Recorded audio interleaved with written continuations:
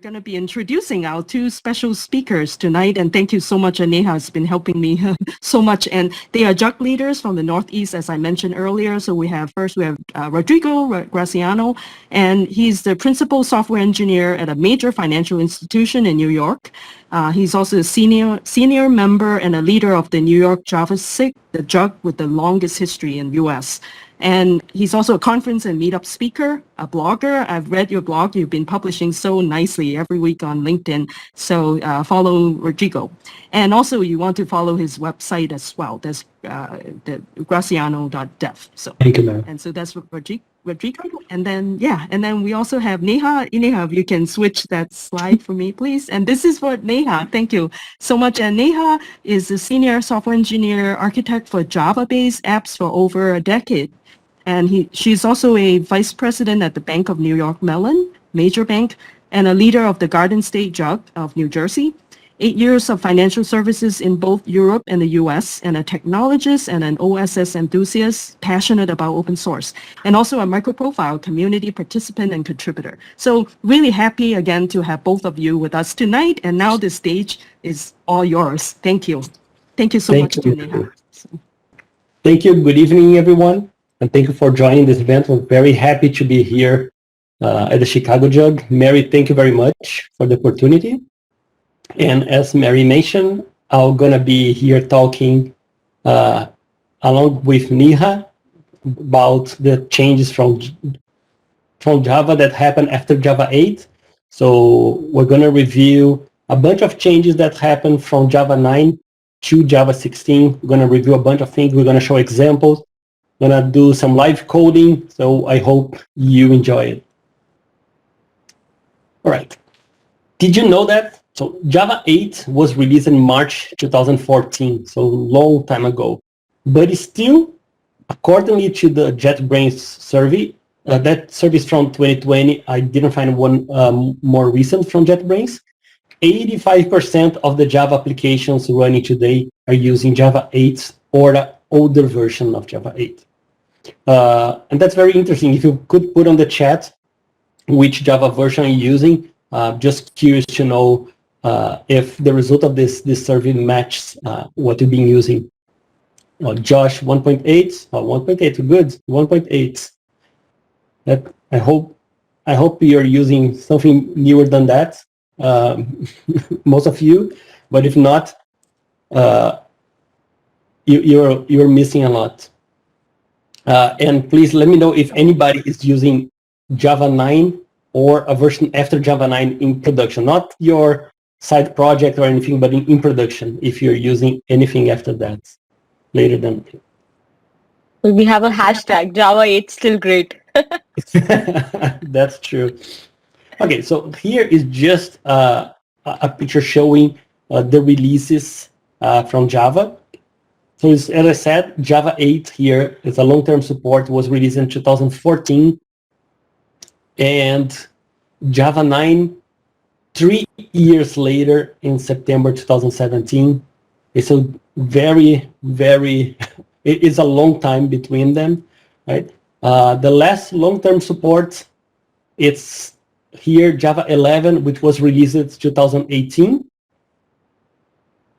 And as you are aware, the next long-term support will be Java 17, which will be released. So today they announced that Java, the date and everything that's going to be part of the Java 17 release in September of this year. So in March, that's outdated, but in March, Java 16 was released.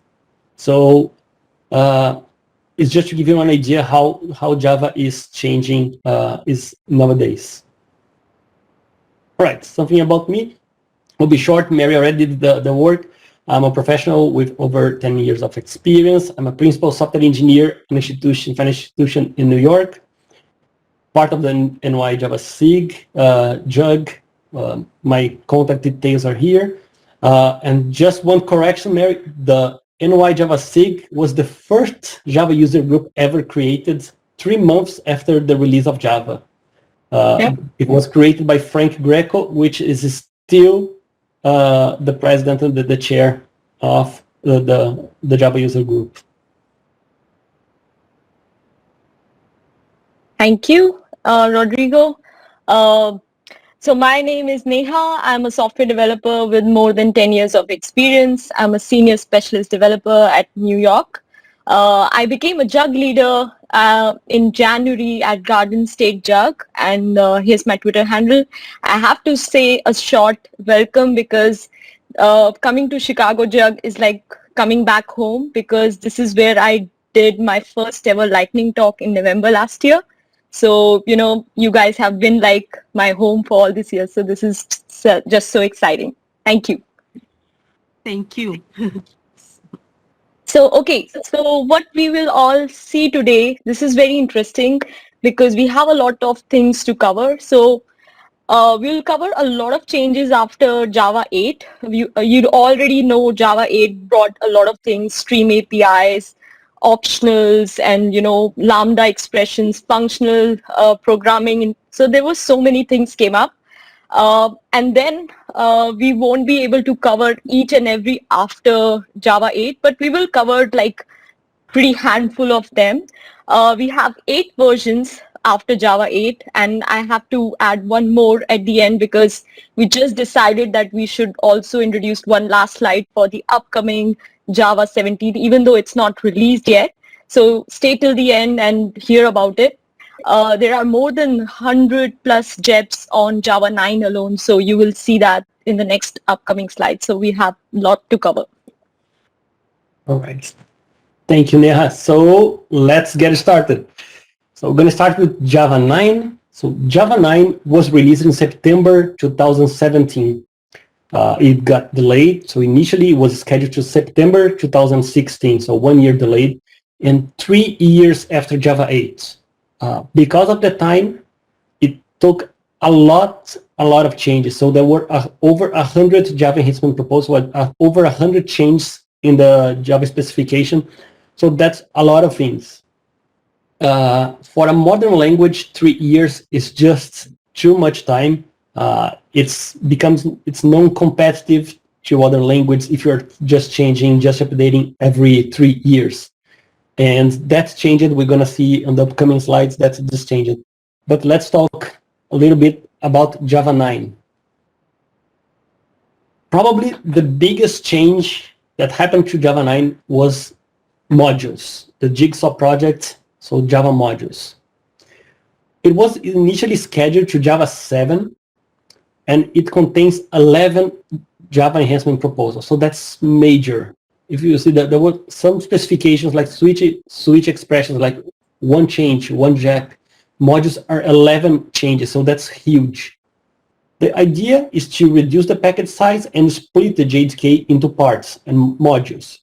So you would have more control over the package and eliminates the jar hell because you are able in compile time to find if there's any issues with your dependencies. The root package is the Java base, so it's the parent of all modules, so every module depends on Java base. And it's 100% backwards compatible. So Java always took care of that. So if you don't want to use modules in Java 9, in Java 10, in Java 11, you don't need to. You can continue using your application the way you're using today. No changes are required. It's 100% backwards compatible. I think that's one of the great things about Java. Many languages break after one release. Java is 100% backwards compatible.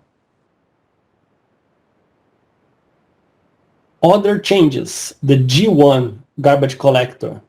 So the G1 became the default choice starting on Java 9, replacing the concurrent mark swap, the CMS.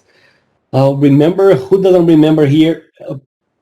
Everybody say, oh, Java is slow, the garbage collector run, and everything stops, the word stops while garbage collector running. So yes, no more of that.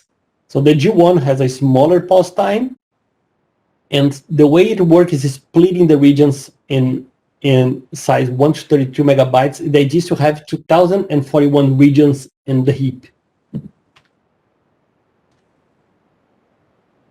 More changes. Factory methods for collections.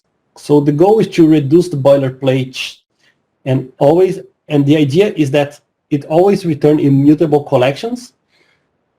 So remember, until Java 8, you can like declare a list. You would declare I don't know, a new array list and start adding. But you can just use the off here method. So you can declare a list off. So list number is a list of 1, 2, 3 that returns your list. The same way we have for sets. So you can declare a set of New York City, Boston, and you can have for maps the same way. There is the map off method, but I find it confusing because you would need to declare key value comma separated. So if you have 3 entries to do on the map, for example, you would do map of A, comma 1, comma B, comma 2. So I think it's not very readable. So I prefer the map of entries, and you declare each entry separated. Another thing that came to Java 9 that I think we don't talk enough about it is JShell. So the JShell is part of your JDK distribution. Okay, so if you go to your bin folder, it's going to be there. The JShell has this read-eval print loop concept. So you go you start JShell, whatever you type. Say I type string name Rodrigo, and it's printed Rodrigo. You can eval things, so it's very useful if you were trying Rodrigo, to do something. are you trying to bring that screen, the terminal, into the share? No, I'm going to bring it later. Oh, okay. Because it was okay.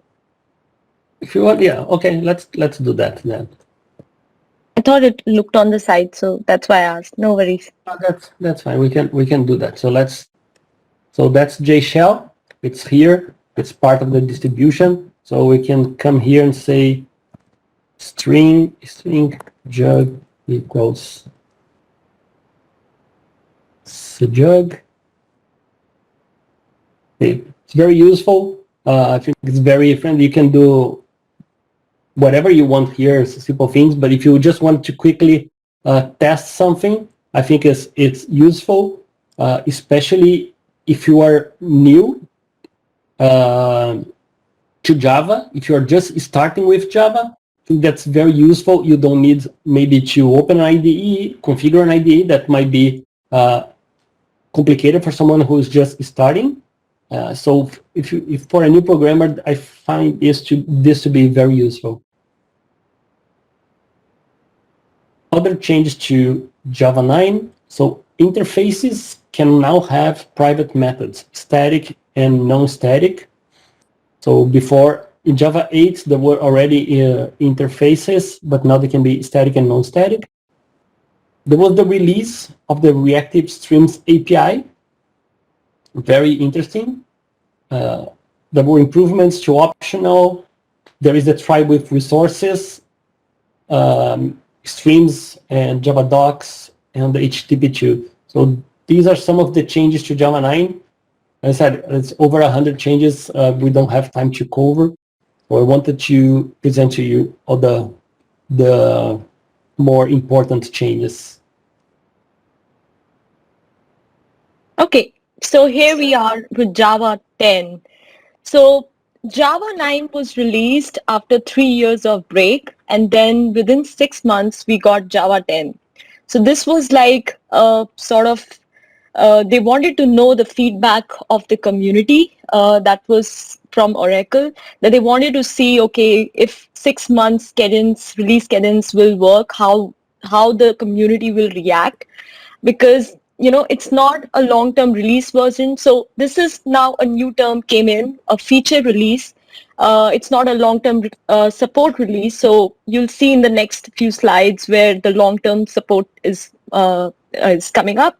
But it had like just 12 JEPs. So Java 10 had just a shorter version of Java updates.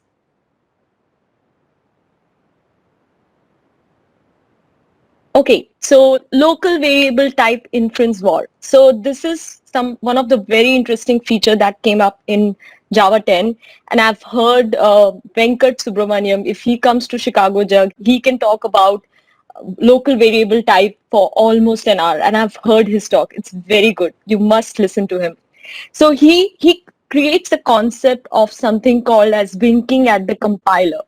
So Java is the type of the objects you are creating in Java, right? You always know. Nothing has changed here. So if you know var from Kotlin or Scala, there's no correlation here. It's just the simple how you know it already. And we say like, you know it, the compiler knows it, and you just winking at the compiler and saying, okay, I know this object type, you're just renaming it to var, so I can just use it. Everything gets compiled to the actual type, which is, if you see here, a map object with key value pairs converted, it gets back. And there is no performance change or anything like that. It's just a simplicity for the developer, for the user. But this comes with one responsibility, that you have to name your variable well. So if you have a list, you may want to name your variable in, you lose the context with var. So you have to specify the context here in the version of naming the variable. And one last thing I have to ask, if you see the last block, var equals to var, who all thinks that this will work? Who all thinks that var is not a reserved keyword, or it is? Just type in your answers if you know. Maybe we should pull JShell. What do you think? Yeah, let's try it. Let's do it live. Brilliant example. Yeah, that's how you can utilize JShell.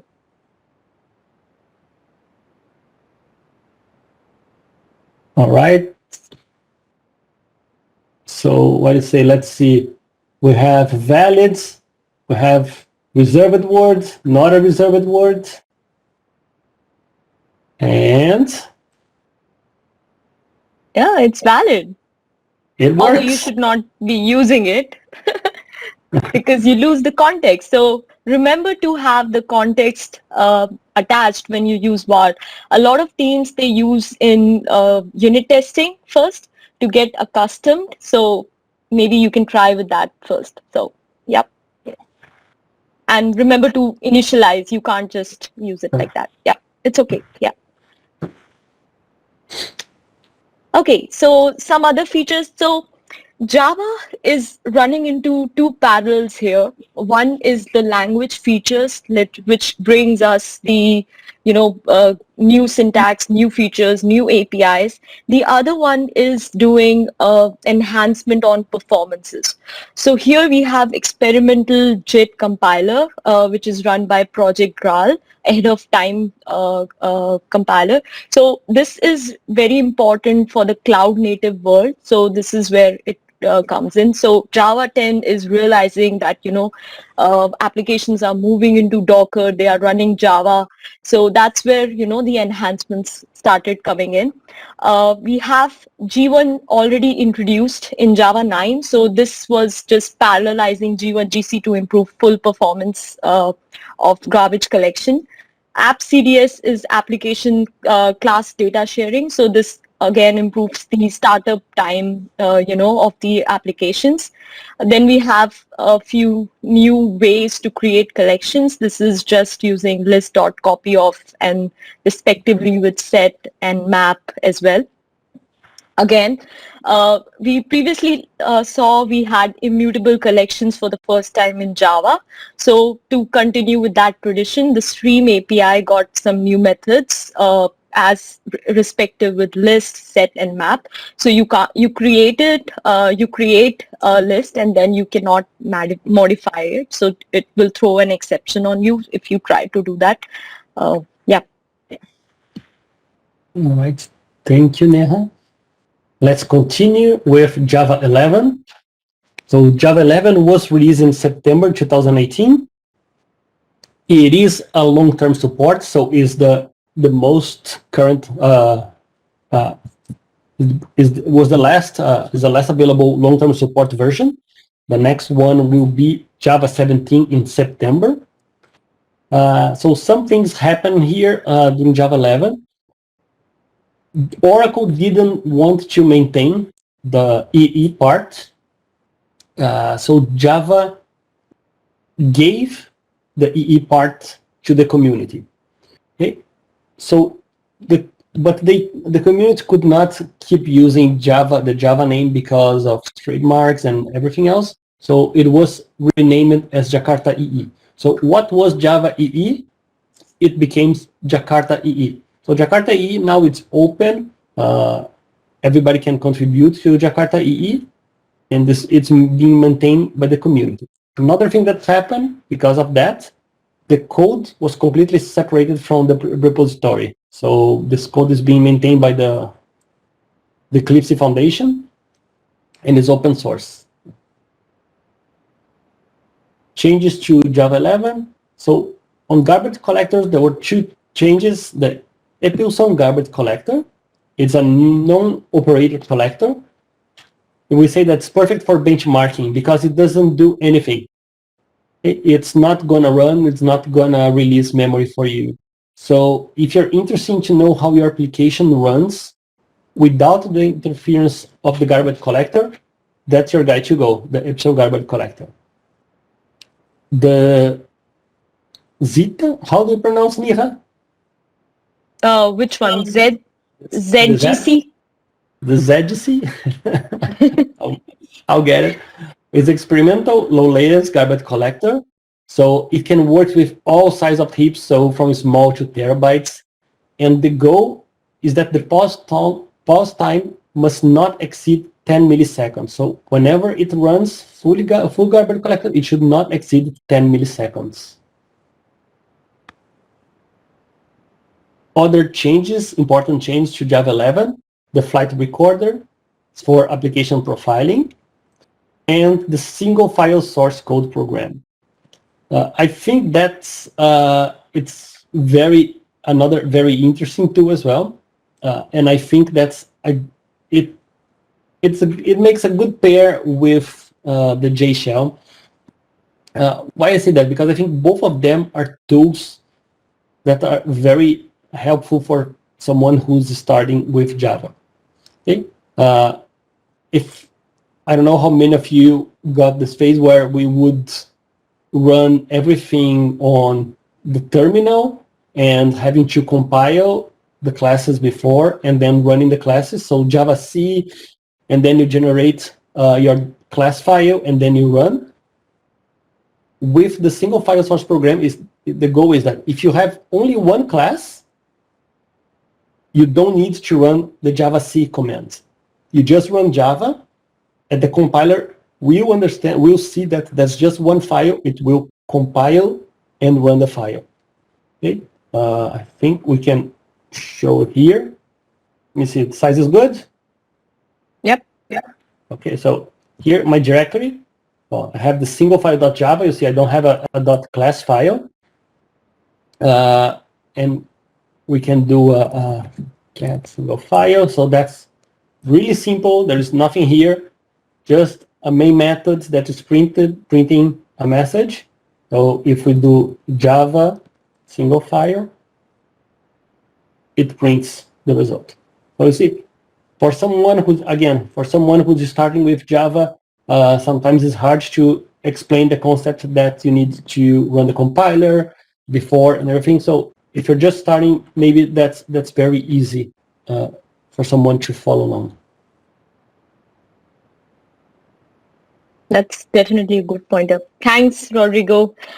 So now we come to Java 12. So Java 12, again, continuing with the tradition of 6 months release. This was the first release that also included a preview feature. So what is a preview feature? So with preview features, the architects of Java, they wanted to test out new features which are not you can't use them in production code, but you can still use them by enabling the preview feature on your IDE or on your command line, and you can try them out, and community can give feedback.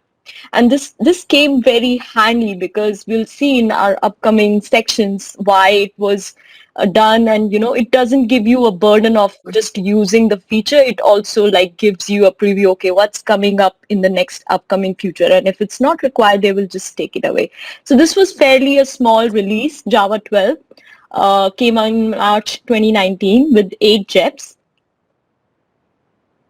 Okay, so switch expressions.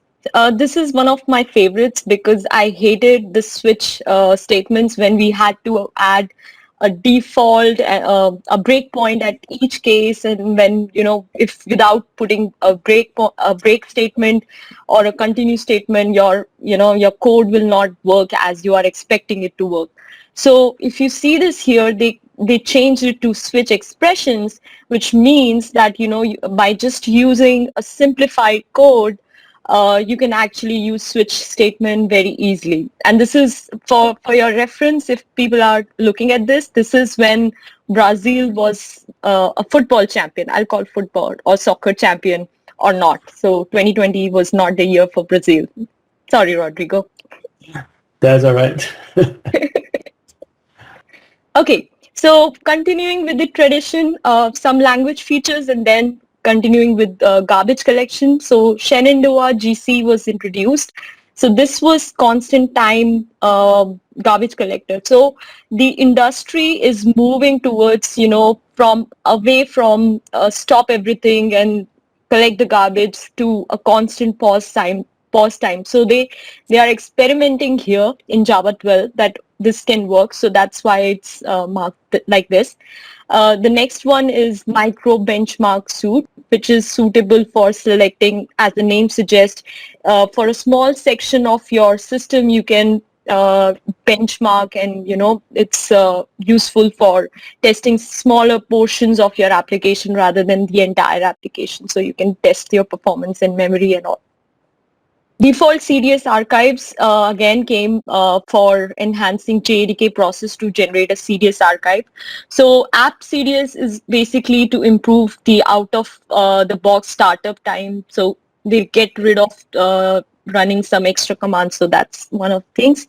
Enhanced to G1. So enhancements came in. So automatically it returns the Java heap memory to the operating system when idle. So these are the improvements coming in garbage collection, over the releases. That was very good from the community. All right, let's keep moving. Java 13. So following the 6 months cadence, released 6 months after Java 12. So Java 12 March 19, and here September 19, Java 13 was released. It also contains feature release. Is also a feature release and also contains preview features. Really small change, just 5 JEPs, and probably the most known, text blocks. Okay, so who remember writing those big SQL statements in Java and then making sure you didn't forget anything there, and it was a mess to look at the codes, right? Sometimes the statement was really, really huge. I don't know, dozens of lines. It happened to me all the time. Yeah, it was horrible, right? And then it was hard to read as well. So it's a way that it's helpful, right? So suppose before you have here this, I can use this highlighter. Cool. So before text blocks, that's how you would write a statement, right? So you're there, you need to add the plus, right? So a bunch of things. And with text blocks, you have to have 3 quotes to open, 3 quotes to close. It will align according to the way you align here. So it's very useful. I don't know if you have HTML code or XML code, whatever, something that you want to keep the formatting, the text blocks just give you that. Because here, if we string with the old way, if you print the value of the string SQL, that's what it would do. Okay, it doesn't have any formatting. It lost all the formatting. And here, when you print SQL, it just keeps the formats how it was before. So very interesting. Other changes to Java 13. So the switch expressions that Neha mentioned on the 12, it was the first preview on Java 12, second preview on Java 13. There was also the improvement to the zip garbage collector. I will learn the name. The name to CDS archives, and the implementation of the legacy sockets API. Okay, thank you, Rodrigo. So Java 14, I think this is one of the important releases, even though it's not a long-term release. But number one, it came on the 25th anniversary of Java, and there was a lot of celebration around. So, you know, people are celebrating. It's right on schedule with 6 months release. Also, we have some interesting features that I'll show you in the next few slides that made it really popular. So it's a feature release. It has some preview features and final features. It came up with 16 JEPs. So let's see, what are those? Okay, records. So this is one of the famous features that came in. So records are nothing but your data classes.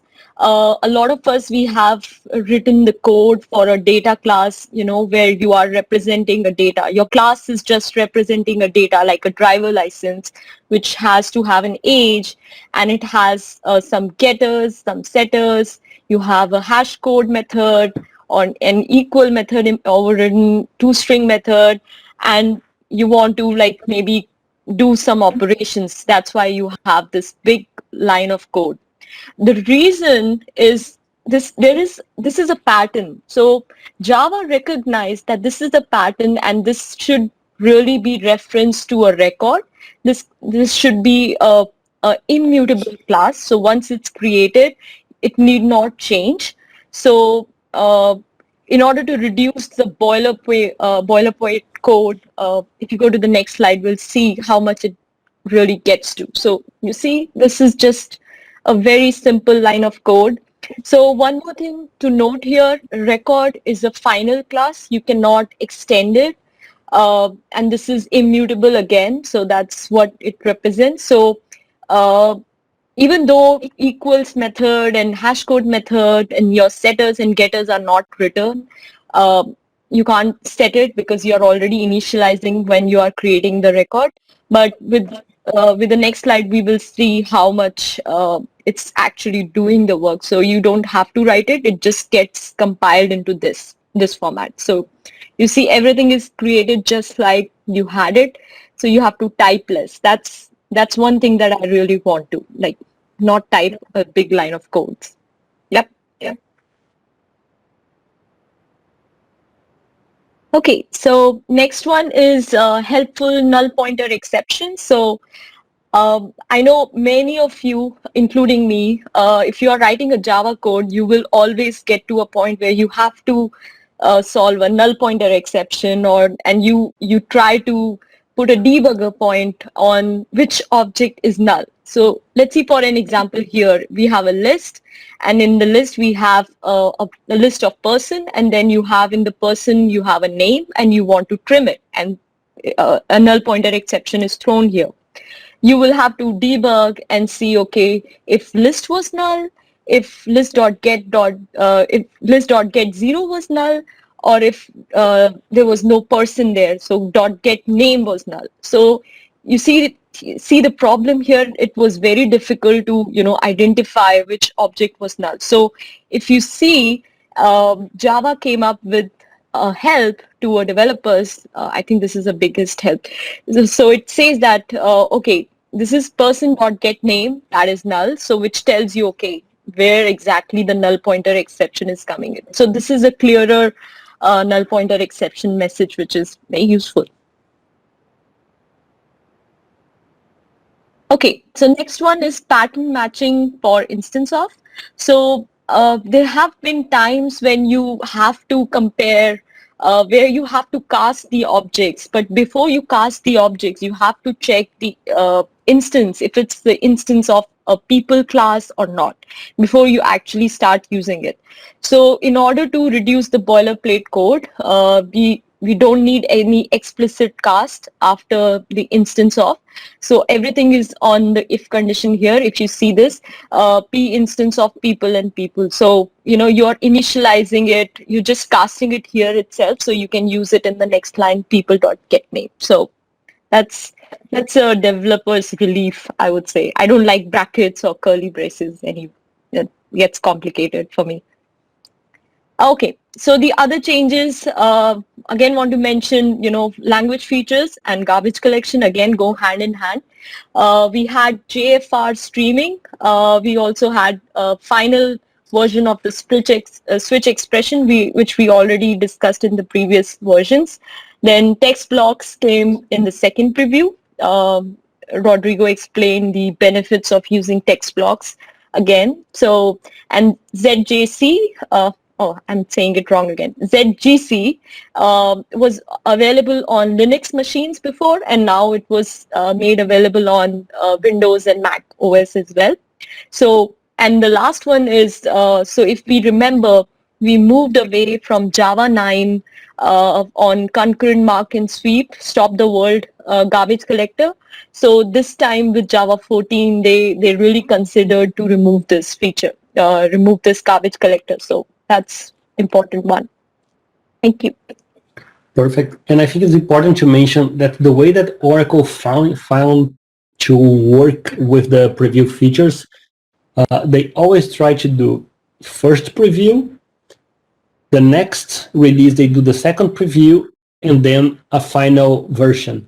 So Java 14 here was the first one that had a final version of these previews. So the switch expression was first review on Java 12, as Neha mentioned, second preview on Java 13, and then a final version on 14. So the text block, same thing, was first preview in 13, second in 14, and became, later we'll see a final feature on the 15. Yeah. So people get more used to it, right? Yes, and they can collect the feedback from the community and see if it works the way that they are planning, or if it brings benefit, or no, then they can pull back. And they always mention to do not use preview features in production, because they can remove it if they don't see the value on it. Yep. Okay, what I want to do now is just do some coding and show some of the benefits of what we're saying. Is the text size font good? Can you see fine? It's good for me. Yep. Okay, perfect. Thank you. So want to start here with switch expressions that was on Java 12. And as Neha mentioned, was a pain to work with the switch expressions. So you need here to do the case, you need the column, and you need the break. What would happen if you forget the break? It would follow along to the next one. So here would say type equals IL, and then if you forgot the break, type would be unexpected. It would follow along. And that's not really readable, right? If you have way more conditions here, it's not really readable.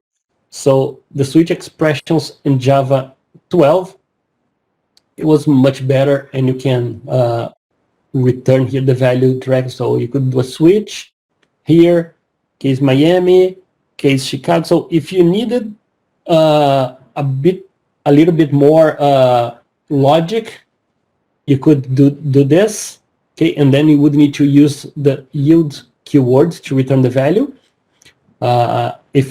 If not, that directly would return the value. Okay, so you notice there is not the column, there's arrow functions now. And so it's just way more readable.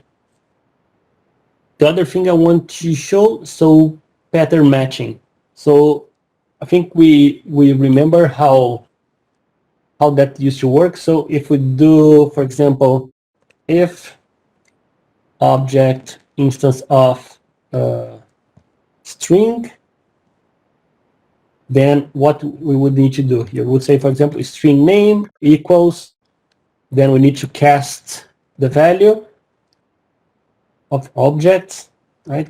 Then we can finally print here the name. Okay, so that's not very nice. So with the pattern matching, what we can do, let's see if there was a way to do that with IntelliJ. What we can do, let's see, string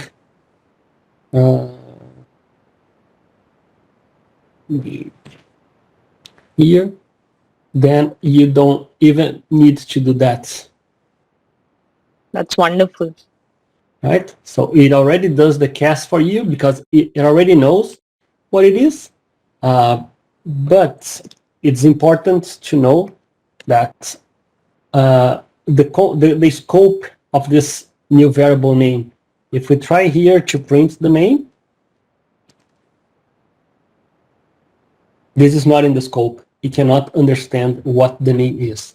So the name is really only here on the if scope. So if we declare here, for example, a static string name equals Sejug, right? Now the name refers to Sejug, right? And this name here refers to the name of the if. The same way, if we if we negate this expression, now only the else is in the scope of that. This name here on the if, it is resolved to the Sejug. So that's for the pattern matching. Records. That mentioned, I think a lot of people love records. So let's declare here a class car. Let's say new car, and let's say the new car. It is a BMW and is from 2018. Okay, and then we're gonna print this car. Okay. This is the magic on IntelliJ now. So we can say create class car, right? So we're going to create here the class car. We're going to say string make int year, right? And then we have this, and then we would add constructor. Constructor is here. Let's add its field parameter for the year. We would create field parameter for make. Okay, then we would do, that's the typical way, right? Getters and setters. We would select them all. We would generate and equals hash codes and toString. What is toString? And a lot of codes, right? Look how much codes for that. If we run, let's see, we should work fine. Here we have our car. Okay. Let me get, that's not related to this. Let's go back to the records.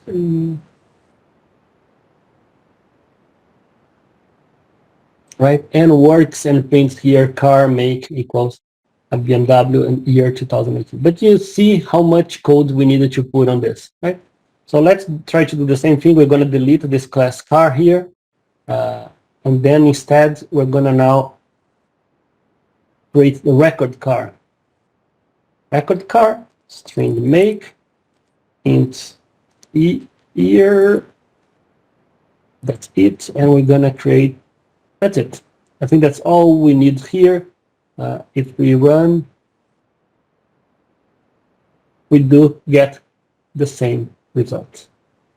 Okay, so that's very interesting. It's you see, this is much more readable, right?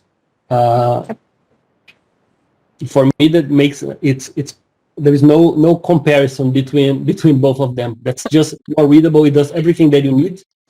As Neha mentioned, it's final, it's immutable, much more clear code, right? It's way easier to read that than read the other code. That there is no business logic on the other codes.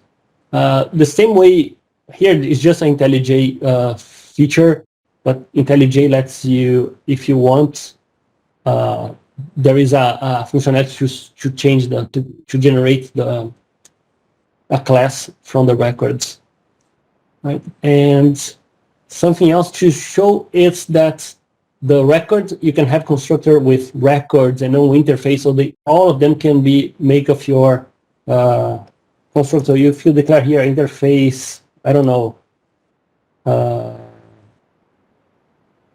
with something,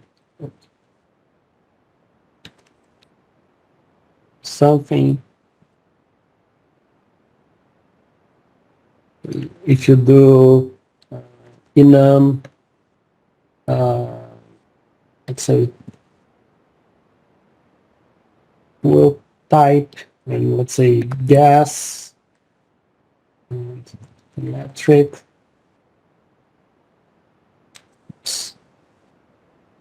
not that,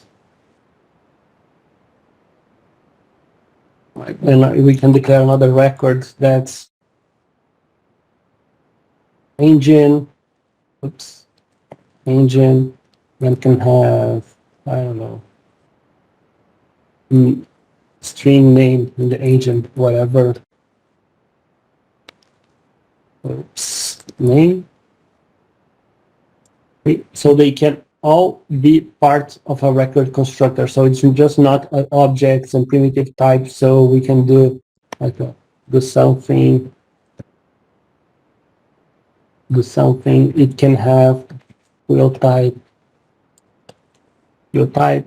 and you can have another records type as well for the records. So it's very interesting. I really like what record represents now. And the last one I wanted to show is here. That's only on. We shouldn't be showing this now on Java 17. But with the pattern matching for the switch expressions, maybe we could show that later. But that's the pattern matching for switch expressions as well. Let's show that later. Yep. Okay. Let's go to Java 15. Back to you, Neha. Okay, so we are back with Java 15 that was released in September 2020. Again, it was a feature release. It has some preview features and final features. It came up with 14 JEPs. So let's see what they are. Okay, seal classes. So seal classes is a very interesting feature. So records and seal classes, they are part of Project Amber. And Brian Gotes, he's the architect on this. So they are all a part of the algebraic data types. So like Rodrigo mentioned about records, seal classes kind of work well with records. So seal classes, they secure hierarchies by decoupling accessibility from extensibility. Just for example, you have an abstract seal class, which is shape, that permits circle, square, and triangle.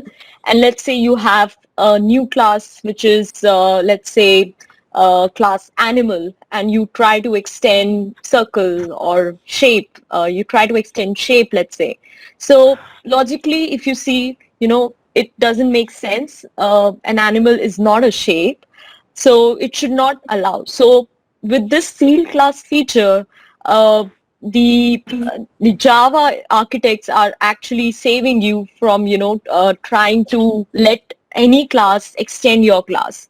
So you can ask, okay, this is something that doesn't follow inheritance, but it's not exactly true. You can actually break the seal, you can make it non-sealed class as well, but you don't want to. So if you want to model the data, so let's say you have a record of shape or record of circle, and you know that these are your permitted extension types. So these are your subclasses, the possible subclasses, you know. So if you are aware of all the possibilities of your subclasses and you want to secure your hierarchy, you would want to use it as a sealed class. So that's where it came in. So it permits to control who can extend or implement a class in an interface. That's a very interesting feature that came in. Okay, the other features, again, going on the parallel garbage collection thread, ZGC and Shenandoah, after a lot of experimentation, they are not experimental anymore. Text blocks, again, not a preview feature. They tested a lot in the previous two versions. With hidden classes, you have the ability to, hide the to not allow the users to see some of the classes, but you can use them via reflection APIs. And then second preview feature of records, and the second preview feature of pattern matching for instance of. So what Rodrigo was showing, you will show it very soon enough. Pattern matching will mix up with switch statements, and then we will show you just a preview of what's coming next. Okay, so Java 16, that's the current Java version, was the last release, Java 16 in March 2021. It's also a feature release and has a little bit more of changes, 17 changes. I think some of the important ones, so the OpenJDK was migrated from the Mercurial to Git and hosted on GitHub. Enhancement to the zip garbage collector. The vector API, the final version of records that we saw on Java 14, also the final version of the pattern matching for the instance of. Second preview of seal classes, we had just mentioned about seal classes, and strong encapsulated JDK internals.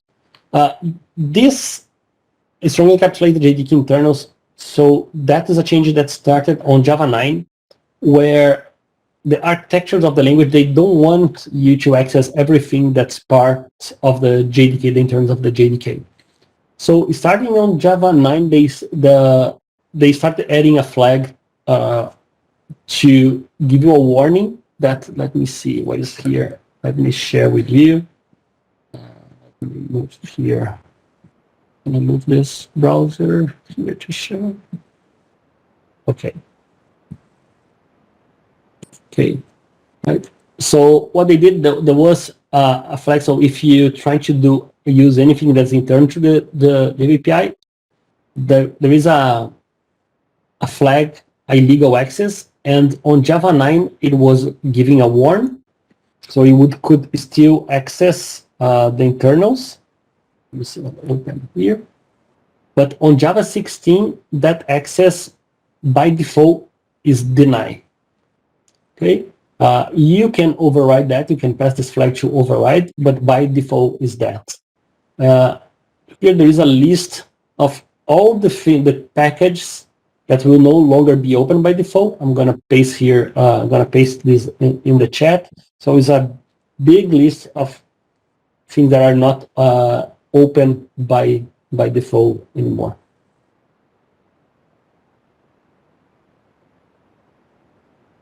Okay, so Java 17. So this is not released yet. So this is just like, we are just previewing it for you. So there are 13 JEPs here so far. This is a long-term release, and a lot of libraries and a lot of companies will be focusing on this release as well. So this is kind of it has a longer support than a 6-month release. So let's see what it has. Okay, so we already discussed seal classes in the previous few versions. They are removing the experimental AOT and JIT compiler. So this is because, a lot of people, they were not really using it, and they felt that, the maintenance work was more than the actual thing. So that's why they are planning to remove it. And the second, so the next thing is the vector API second incubator. So there is a jdk.incubator.vector. So that came up in the second version as well. With pattern matching for switch, this is a very, very interesting feature, and that's kind of work well with records and field classes and switch statements where you want to know the class, which is the instance of class. So we will see that in the preview. Rodrigo already talked about strongly encapsulated JDK internals. The next one is deprecating security manager for removal. So this has been there for a very long time in JDK. So now they are making it deprecated, so they can it is marked for removal.